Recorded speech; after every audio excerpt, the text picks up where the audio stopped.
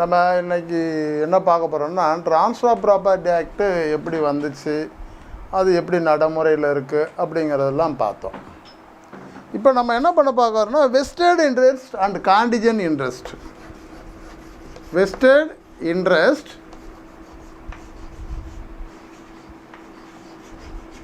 And contingent interest.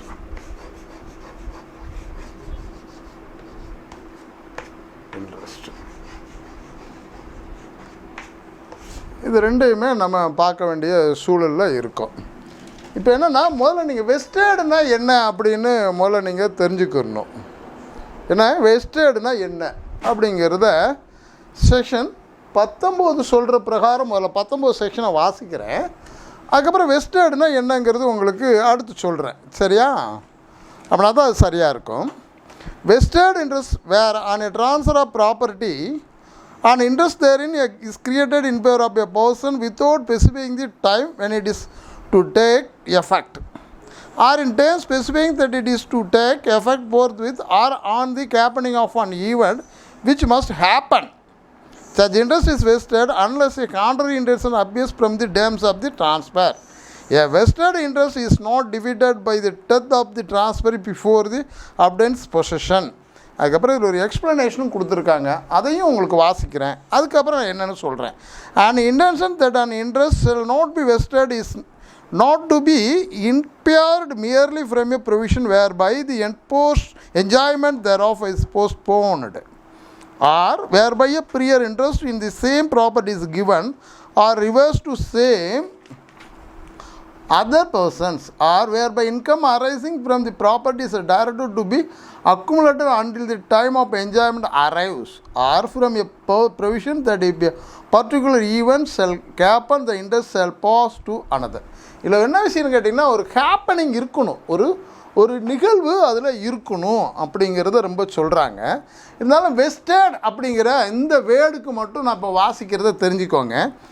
An estate scheduled to be vested in possession when it gives a present right to the immediate possession of property. என்ன பண்ணியிருக்கணும், அந்த property என்ன ஒன்று இம்மீடியட்டாக இன்னொரு நபருக்கு போய் சேரணும். வெஸ்டடுங்கிறது போய் சேருன்னு கூட சொல்லலாம். அதுக்கப்புறம் vested interest while an interest which give a present right to the என்ன பண்ணணும் ஃபியூச்சர் பொசிஷன் ஆஃப் ப்ராப்பர்ட்டி அப்படிங்கிறது சொல்கிறாங்க.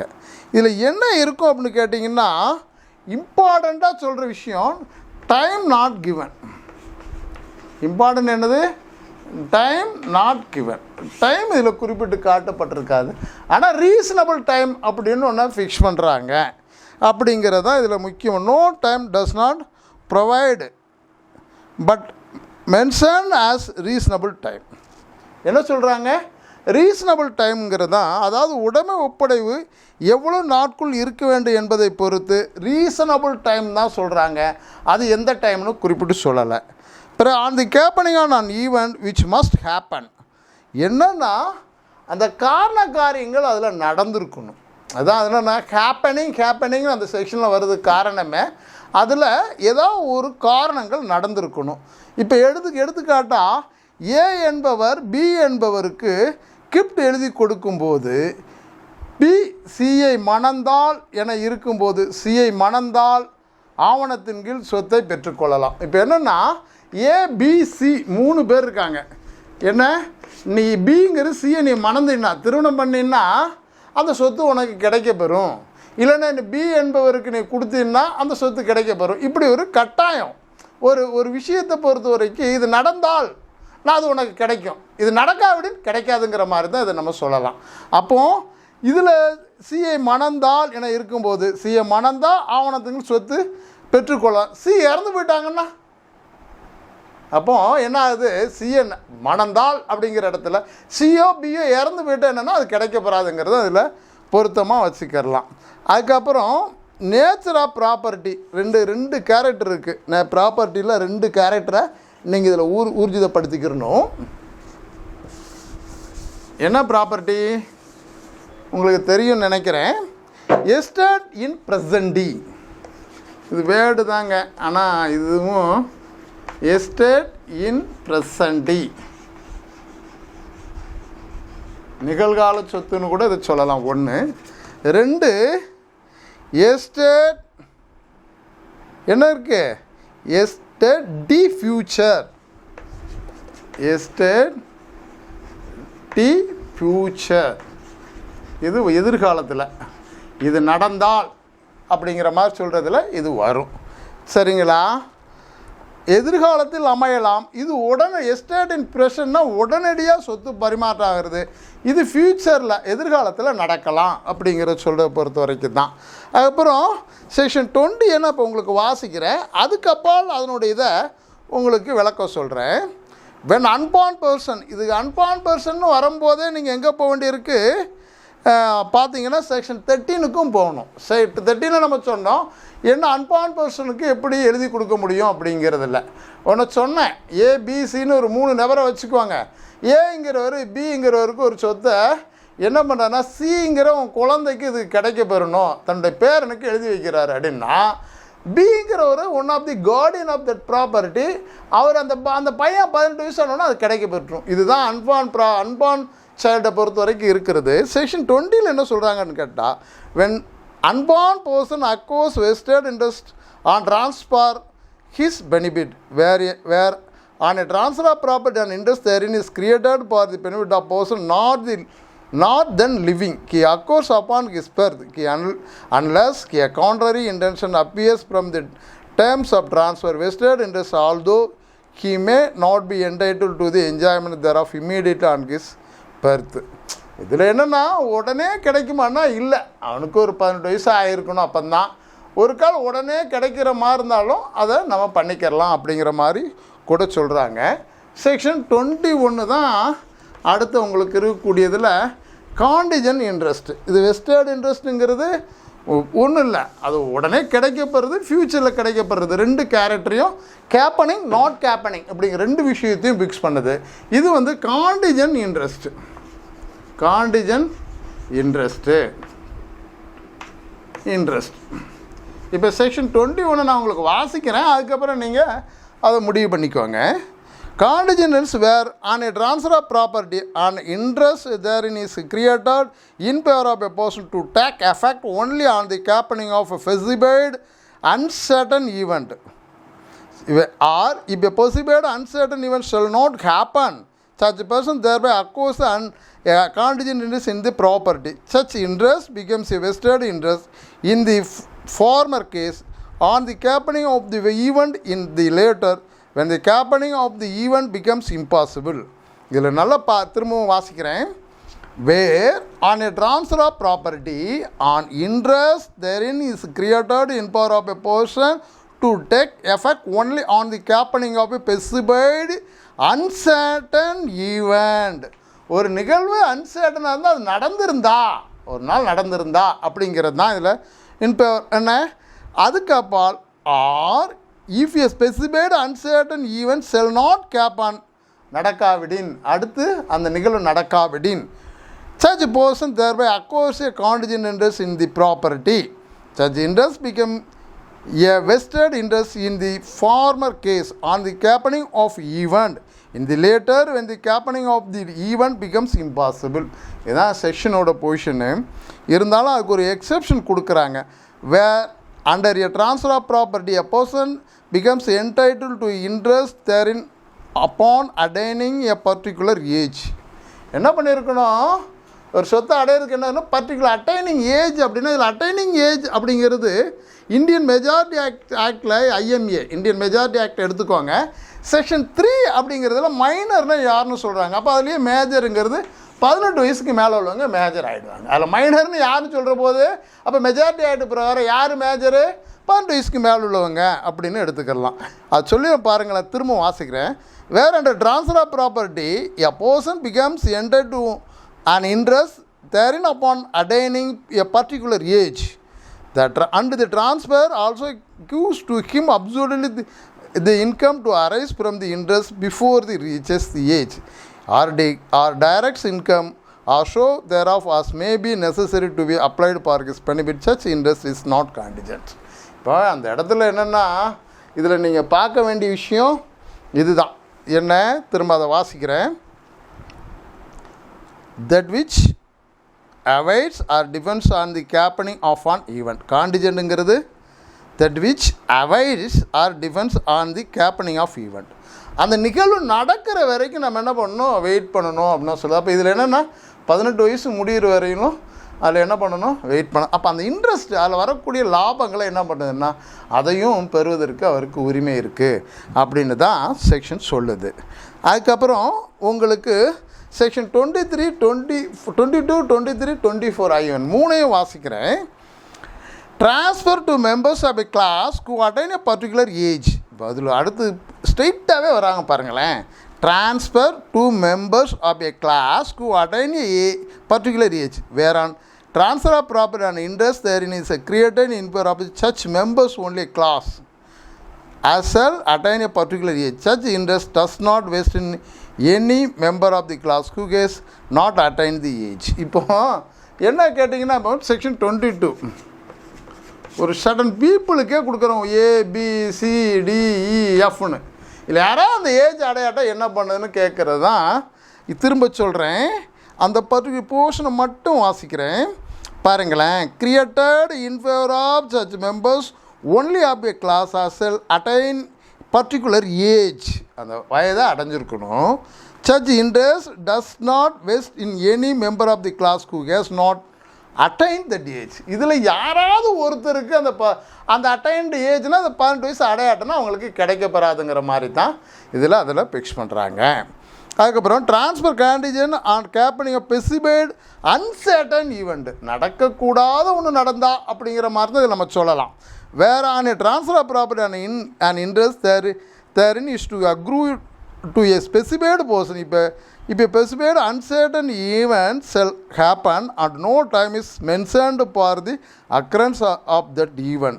The interest fails under such event happens before or at the same time as the immediate precedent interest ceases to exist அப்படின்னு சொல்கிறாங்க.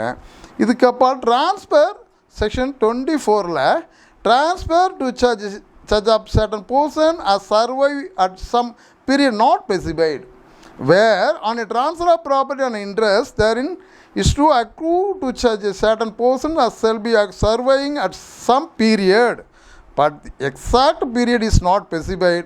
The interest shall go to such of them as shall be alive when the immediate or precedent interest ceases to exist unless a contrary intention appears from the terms of the transfer. இதுக்கு ஒரு illustration கொடுத்துருக்காங்க. இந்த இல்லுஸ்ட்ரேஷனை நீங்கள் கேட்டுக்கிட்டிங்கன்னா இந்த 3 தான் இருக்கக்கூடிய இந்த இப்போ நான் சொல்கிற போர்ஷன்லாம் இந்த வெஸ்டட் இன்ட்ரெஸ்ட் அண்ட் காண்டிஜன் இன்ட்ரெஸ்ட் அப்படிங்கிறத பொறுத்த வரைக்கும் பெரிய அளவில் கொஸ்டின்ஸ் கோர்ட்டுக்கு வந்திருக்கான்னு எனக்கு தெரியல. ஒரு கால் இருக்கலாம். ஆனால் பொதுவாக 1 to 53A வரைக்கும் ட்ரான்ஸ்ஃபர் ஆஃப் ப்ராப்பர்ட்டி ஆக்டை பொறுத்த வரைக்கும் explanations of the transfer of the property to others அப்படிங்கிறதான் சொல்லலாம். இருந்தாலும் transfers property to B for life, பியோட லைஃபுக்காக எழுதி கொடுக்குறாரு. And after his death to C D equal to be divided between them. என்ன பண்ணலாம், பிக்கு எழுதி கொடுக்கும்போது 2 பேருக்கு சிடிக்கு 2ஆக டிவைட் பண்ணி கிடைக்கிற மாதிரி பண்ணுறாரு. Or to the survivor of them, c dies during the life of b, d survives b, a at b's death, property passes to d. அப்படி தான் அது சர்வைவலாக அது மாறிடும். அதுக்கு என்ன கேட்டிங்கன்னா என்ன அப்படின்னு கேட்டிங்கன்னா டிவால்விங் ஆஃப் ப்ராப்பர்ட்டிக்கு அது வந்துடும். ஒரு காலம் அந்த நிகழ்வு நடக்காட்டன்னா என்ன ஆகும், அந்த சர்வைவர்ஷிப் டிவால்விங் ஆகும், அப்படியே இறங்குரிமைக்கு வரும், இன்கிரடன்ஸ்னு சொல்லலாம், அப்படியும் வரும் அப்படிங்கிறது தான். அதுக்கப்புறம் செக்ஷன் 25 போய் ஃபிக்ஸ் பண்ணுறாங்க. 25 to 34 வரைக்குமே என்ன அப்படின்னு கேட்டிங்கன்னா conditional transfer, conditional president and conditional subsequent அப்படின்னு கூட இதை சொல்லலாம். கண்டிஷனல் ட்ரான்ஸ்ஃபர்னால் என்ன, அதுக்கப்புறம் இது நம்ம ஏன் செக்ஷனையே வாசித்துக்கிட்டு இருக்கோம் அப்படின்னு கேட்டிங்கன்னா அந்த பொதுவாக பேராக்டில் இருக்கிறது தான் கோர்ட்டில் சொல்ல முடியும். நீங்கள் ஏதாவது ஒரு வழக்கு போட்டு அந்த பேராக்டிலுடைய ஒரு போர்ஷனை சொன்னீங்கன்னா நீதிமன்றம் ஈஸியாக எடுத்துக்கிறோம். இது பெரும்பாலும் ட்ரான்ஸ்ஃபர் ஆஃப் ப்ராப்பர்ட்டி ஆக்ட்டுங்கிறது சிவில் அப்ளிகேஷன்ஸில் தான் இருக்கும், சிவில் கோர்ட்டுக்கு தான் வரும். இப்போ அது ரொம்ப ப்ராடுலண்ட் அந்த மாதிரி விஷயங்களை சீட்டிங்கு கொயர்ஷன் இந்த மாதிரி அந்த கான்ட்ராக்ட் ஆக்டில் இருக்கக்கூடிய அந்த போர்ஷனில் ஏதாவது ஒரு சீட்டிங் வந்துச்சு இல்லை ஃப்ராடுலண்ட் ஆக்டிவிட்டீஸ் வந்துச்சுன்னா இதிலே 53ல் சொல்கிறாங்க ஃப்ராடுலண்ட் ட்ரான்ஸ்ஃபர்னால் என்ன அப்படின்னு சொல்கிறாங்க. இருந்தாலும் அதுவும் சில நேரங்களில் கிரிமினல் கோர்ட்டு இல்லை கிரிமினல் ப்ரொசீடிங்ஸ் கூட வரலாம். ஆனால் இதில் கண்டிஷன் ட்ரான்ஸ்ஃபரை பொறுத்த வரைக்கும் திரும்ப வந்துடுறேன்.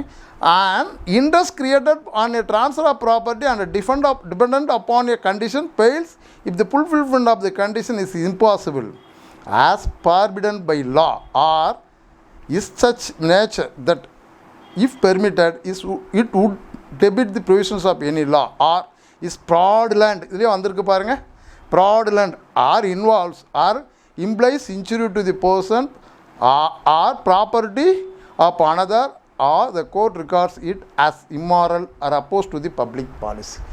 கோர்ட்டே என்ன பண்ணியிருக்கலாம், ஃப்ராடுலண்டாக இருந்திருக்கலாமா, இல்லை கோர்ட்டே அது ஒத்துறாது பொது சொத்து, அதாவது என்ன சொன்னால் இந்த பொது பாலிசி ஜென்ரல் பப்ளிக் பாலிசி எகென்ஸ்டாக இருக்குன்னு சொல்லலாம் அப்படிங்கிறதெல்லாம் சொல்கிறாங்க.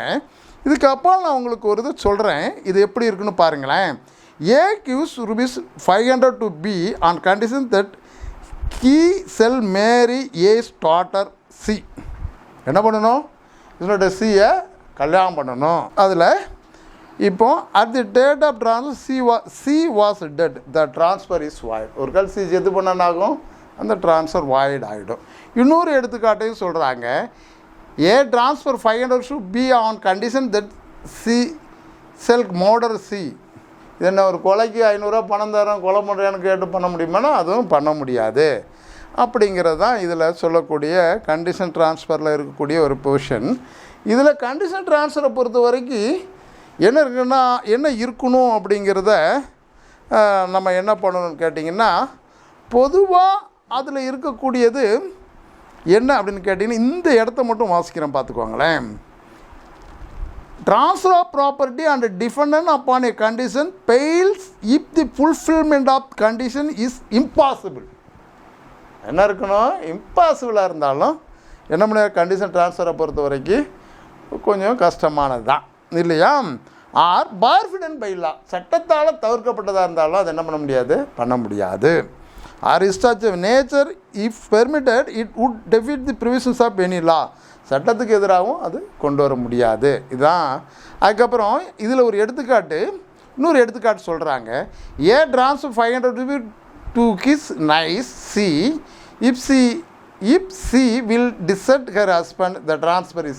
விட்டுட்டு வந்துட்டேன்னு அவனுக்கு 500 பணம் தர்றான், அவனுக்கு குடும்பத்தோட்டு வெளியேறி வந்துடு அப்படின்னு சொன்னாலும் எல்லாம் நடைமுறைக்கு சாத்தியக்கூறு இல்லை அப்படிங்கிறது தான். அதுக்கப்புறம் ஃபுல்ஃபில்மெண்ட் ஆஃப் கண்டிஷன் ப்ரெசிடென்ட் இதில் வாசிக்கிறேன். Where the terms of transfer of property impose a condition to be fulfilled before a person can take on interest in the property, the condition shall be deemed to have been fulfilled if it has been subsequently complied with. என்ன பண்ணியிருக்கணும், திரும்ப A transfer 5,000 rupees to B on condition that he shall marry with the consent of C. T and E ties. P marries with the consent of C and D is deemed to have fulfilled the condition அப்படிங்கிற மாதிரியும் சொல்கிறாங்க. இது தாங்க இதில் இருக்கக்கூடிய முக்கியமான போர்ஷனில் உங்களுக்கு சொல்கிறது இது தான், சரியா. அதுக்கப்புறம் செக்ஷன் 27 பொறுத்த வரைக்கும் condition transfer one person coupled with transfer to another on failure of prior disposition அப்படின்னு ஒரு விஷயத்தை செக்ஷன் 27 சொல்கிறாங்க. என்னென்னா condition transfer one person coupled with transfer to another on failure of prior disposition. இதுக்கு எடுத்துக்காட்டு a transfer to 500 rupees to b on condition that he will execute a certain lease within 3 months after A death, and if he should neglect to do so to C, B dies in A lifetime, the disposition in favor of the C takes effect. இந்த மாதிரியெல்லாம் இந்த விஷயத்தை பொறுத்த வரைக்கும் உங்களுக்கு இருக்கக்கூடியது இது தாங்க. இந்த என்ன விஷயம், என்ன வெஸ்டர்ட் இன்ட்ரெஸ்ட் அண்ட் கான்ஜிடென்ட் இன்ட்ரெஸ்ட்டுங்கிறத பொறுத்த வரைக்கும் இதுதான் இருக்கிறது. அதுக்கப்புறம் செக்ஷன் 25ல் என்ன போது இருக்கிறத நான் உங்களுக்கு வாசித்தேன். அதுக்கப்புறம் இதில் ஒரு வார்த்தையை ஃபிக்ஸ் பண்ணுறாங்க, சைப்ரஸ் அப்படின்னு ஒரு வார்த்தையை ஃபிக்ஸ் பண்ணுறாங்க. சைப்ரஸ்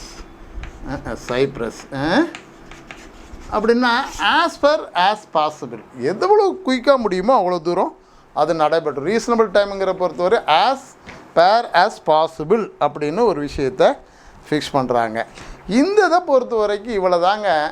மொத்தம் செக்ஷன் என்ன பண்ண வேண்டியிருக்கு, வெஸ்டர்ட் இன்ட்ரெஸ்ட் அண்ட் கான்டிஜென்ட் இன்ட்ரெஸ்ட்டுங்கிற பொசிஷனை பொறுத்த வரையிலும் செக்ஷன் 19லிருந்து 34 வரைக்கும் இந்த மாதிரி ஒரு சொத்து ட்ரான்ஸ்ஃபர் ஆகிறது எப்படி வெஸ்டர்ட் இன்ட்ரெஸ்ட்டாக இருக்க முடியும், எப்படி கான்டிஜென்ட் இன்ட்ரெஸ்ட்டாக இருக்க முடியுங்கிறதெல்லாம் இப்போது உங்களுக்கு நான் சொன்னேன். சரிங்களா?